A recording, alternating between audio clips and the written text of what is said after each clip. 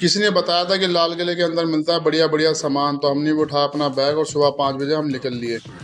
सबसे पहली चीज़ जो हमने वहाँ पे देखी, भीड़, अंधी भीड़। और आगे चलते चलते हमने देखा शीशे, ये देखिए एकदम बढ़िया बढ़िया चमकदार शीशे, और उसके साथ हमने देखे बैग जो बहुत ही रीजनेबल प्राइस पे थे, और यहाँ पे हेडफोन भी थे लेटेस्ट से लेटेस्ट।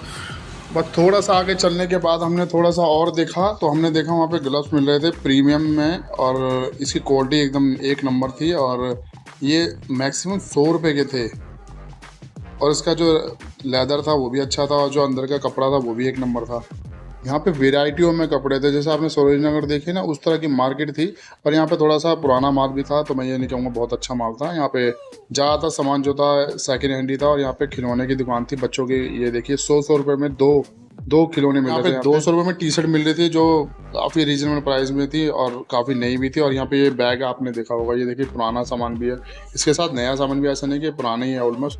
और यहाँ देखिए चश्मे की पूरी फैक्ट्री लगी हुई है। आर्मी वाले कपड़े जो अमेरिका में बिकते हैं वो यहाँ पे था, मतलब एकदम लेटेस्ट सामान भी था और काफ़ी पुराना सामान भी था। बस आपकी आंखें ऐसी होनी चाहिए कि आप अच्छी चीज़ को पहचान सको, तो यहाँ पे आने का फ़ायदा है, नहीं तो आप लूट जाओगे। और यहाँ पे भीड़ इतनी ज़्यादा थी कि कसम से मैं कह रहा हूँ पैर रखने तक की जगह भी नहीं थी। और यहाँ पे ये देखिए बहुत सारी घड़ियाँ थी, हमने इनमें से 3-4 घड़ियाँ देखी भी, और काफ़ी रीजनेबल प्राइस में थी। 300, 400, 500, 1500, 1000, 2000, 3000, जैसा आदमी सामने वाला कट जाए। और जून की गर्मी ने आतंक ढा रखा था। यहाँ पे आपको ना सैंडो भी देखने को मिले होंगे, देखो साइड में टंगे हुए थे। और फिर हमने सोचा कि थोड़ा आगे जाकर हम और भी कुछ देखते हैं। हमने वैसे कुछ खरीदा नहीं था, क्योंकि हमें थोड़ा सामान थोड़ा पुराना लग रहा था, तो हमने इतना ध्यान नहीं दिया उस चीज़ के ऊपर।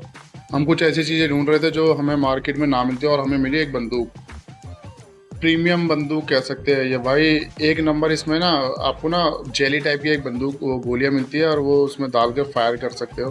तो पुराने सिक्के भी मिले जो गरीबों में पहले बांटे जाते थे राजा महाराजाओं के द्वारा, हमें वो नहीं चाहिए थे।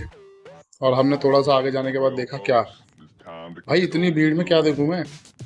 तो हमें यहाँ पे मिली बहुत सारी घड़ियाँ, साथ में चश्मे वाला भैया भी बैठा हुआ था। और ये भैया की टांट कहाँ से आ गई गंजे वाली। तो इसके बाद हम यहाँ पे वीडियो बना रहे थे, तो हमें सामने वाले भैया ने कहा, ओए भैया वीडियो नहीं बना सकते आप यहाँ पे। तो हमने अपनी वीडियो कट करके हम आगे चले गए। हमने कहा क्यों हम इस बंदे को अपनी कैमरे के अंदर लेके आए। फेमस होने का इसने एक खास सुनहरा मौका खो दिया था। तो ये नहीं पता था कि यहाँ पे मिस्टर जायंट आ रखा है। एक टाइम पे जब मैं फेमस हो जाऊंगा तब यही बंदा आकर के कहेगा, भैया भैया ऑटोग्राफ दे दो। तब मैं भी कहूँगा, ए ऑटोग्राफ नहीं मिलेगा, चल साइड में हो। तो हम थोड़े से आगे जाने के बाद, हम इस गर्मी के अंदर इतना चला नहीं जा रहा था, और मेरा भाई पूरी तरीके से टायर्ड हो चुका था, और हम थक चुके थे। और कई बंदों ने तो अपने बैग आगे बांध लिए थे, मेरे भाई ने भी अपने बैग आगे बांध लिए थे, क्योंकि इतनी थकावट हो चुकी थी कि बैग टांग करके हिम्मत नहीं थी चलने की। तो हमने देखा यहाँ पे ड्राई फ्रूट अंधे बिक रहे थे। मेरी हिम्मत नहीं हुई इनको लेने की, क्योंकि ये हवा में थे और इनके अंदर डस्टिंग पाउडर जा चुका था। फिर यहाँ पे मुझे एक फ़ोन स्टिक दिखी, और जो मेरे बड़े काम की थी, जो मेरी यूट्यूब वीडियो बनाने के लिए बहुत ज़्यादा ही मददगार थी। यहाँ पे लाइटिंग भी थी बहुत अच्छी अच्छी। और यहाँ पे एक हमें भैया दिखे मछली वाले, जो हाथों में बोतल लेके खड़े थे, इसमें छोटी छोटी मछलियाँ थी। और इन बेल्टों को देख के हमारी पुरानी यादें ताज़ा हो गई, जिसके द्वारा हमें पीटा जाता था। और ये बल्ले जो हमारे बचपन में बड़े काम की चीज़ थी, आज ये ढेर में पड़े थे, इतने सारे थे, मैं तो देख के हैरान हो गया, इतने सारे बल्ले और फुटबॉल। और सारी की सारी चीज़ें रीजनेबल प्राइस में थी, मात्र 200, 300, 500, जो जैसा बैठ जाए उसके हिसाब से। मतलब आपको बार्गेनिंग करनी आनी चाहिए थी। हमने यहाँ पे एक घड़ी देखी, पता नहीं कौन सी घड़ी थी, पर काफ़ी डिसेंट सी लग रही थी और अच्छी लग रही थी। इसके घड़ी का रेट जब इसने बताया तो हमारा तो दिमाग ही घूम गया गर्मी के अंदर। पर थी भाई, ब्रांडेड चीज़ थी। 1500 बोले थे इस घड़ी के, और 1500 जेनवनी लग भी रहे थे, क्योंकि ये रीजनेबल तरीके से हमारे हाथ में फिट हो गया। और इसकी जो कहते हैं ना सर्कल जो होता है बांधने का जो तरीका होता है, एकदम से लगता है सांप लपेट लिया हमने। और फिर यहाँ पे एक टाइमिंग वाली हमें घड़ी मिली, और साथ में मैंने आंटी को देखा कि यहाँ पे काजू पिस्ता बेच रही है, जिसको खाने का मेरा मन था। काजू पिस्ता से याद आया कि काजू बादाम का क्या टेस्ट होता है भाई साहब। इस गर्मी में अगर वो मिल जाता तो कसम से कह रहा हूँ पूरा सफर सुहाना हो जाता। बस थोड़ा सा आगे हम गए थे, और यहाँ पे अंकल को देखा हमने, कबाड़ बेच रहे थे, और यहाँ पे टेनिस भी था, टेनिस के रैकेट बिक रहे थे, और भी ब्रांडेड में। और इनकी कीमत भी रीजनेबल प्राइस में थी। मार्केट में आप जाकर अगर इन देखते हो तो कम से कम 2000 रुपये के मिलते हैं। और यहाँ पे एंटीक चीज़ें भी थी, पुरानी चीज़ें भी थी। नॉर्मली यहाँ पे ये 1000 रुपये में दे रहे थे, और अच्छा था, मुझे अच्छा लगा काफ़ी। तभी 10 बजे मेरे भाई ने कहा कि भैया चलते हैं घर की और मम्मी के हाथ की रोटी खाएंगे और पियेंगे छाछ। गर्मी में एक इकलौती वही चीज़ है जो हमें दे सकती है इससे निजात। ऐसी शेर व शायरी मैं आपको अपने वीडियो में दिखाता रहूँगा। बाकी आप बने रहिए और लाइक करते रहिए, सब्सक्राइब करते रहिए।